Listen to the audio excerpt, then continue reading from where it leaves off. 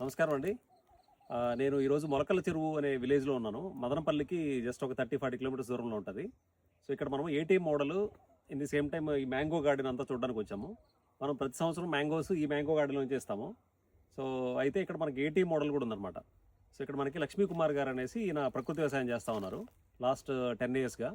So ఇక్కడ ATM model ఒకటి sir. ATM అంటే ఎనీ టైమ్ మనీ అనమాట. సో ఇదే మోడల్ మనం రెప్లికా చేయాలనుకుంటున్నాము గోసహజ న్యాచురల్ ఫార్మ్స్లో కూడా. సో అదొకసారి మీకు చూపిస్తాను. నమస్తే అండి. నమస్తే సార్. సార్ ఇది మీ పేరు, మీ విలేజ్ నేము, మీ ఫామ్ గురించి ఇక్కడ మనం ఇప్పుడు ఏటీఎం మోడల్ గురించి కూడా ఒకసారి వివరించండి. ఓకే, నమస్తే అండి. నా పేరు బి లక్ష్మీ కుమారు.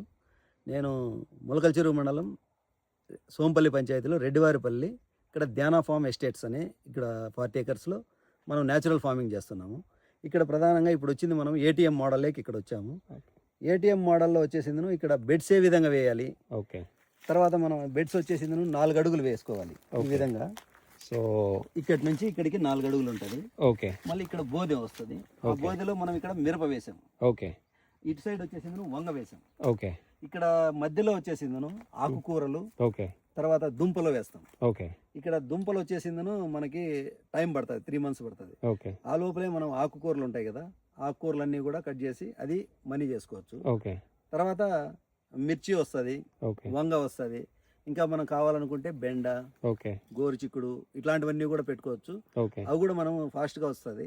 కాకపోతే ఈ ఏటీఎం మోడల్ అనేది 6 months, ఓకే, అంటే 6 months దాకా ఇంచుమించు 1 year దాకా మనం కాపాడుకుంటే చాలా బాగుంటుంది. ఓకే, ఇది వేసి 1 year అయింది. ఓకే, కాకపోతే సెకండ్ టైం కూడా మనం ప్లాంటేషన్ చేశాం దీంట్లో. ఓకే, మీరు గమనించవచ్చు, ఇది ఫస్ట్ టైం వచ్చిన మిరప చెట్లు ఉంది. ఓకే, తర్వాత ఇప్పుడు పెట్టిండే మిరప చెట్లు కూడా ఇంకా ఉన్నాయి. ఎందుకంటే ఇంకా కొన్ని వయసు అయిపోయి తీసేసి ఉంటాం కదా, అవును, వాటిలో మళ్ళీ రీప్లేస్ మళ్ళీ చేసుకోవచ్చు. 1 year దాకా ఉంటుంది. ఓకే, దీనికి మనం వీలైనంత వరకు ఘనజీవామృతము, జీవామృతము ఓకే, ఇవి మాత్రమే ఇస్తాం. పెస్ట్ కంట్రోల్ అయితే ఏమి చేయకూడదు. ఎందుకంటే కూరగాయల్లో చేయొచ్చు, మనం దశపర్ణి కషాయం చేయొచ్చు, ఫిష్ అమినో యాసిడ్ చేయొచ్చు, ఎగ్ అమినో యాసిడ్ చేయొచ్చు, ఇవంతా చేయొచ్చు. కాకపోతే అంత అవసరం రాలేదు నాకు.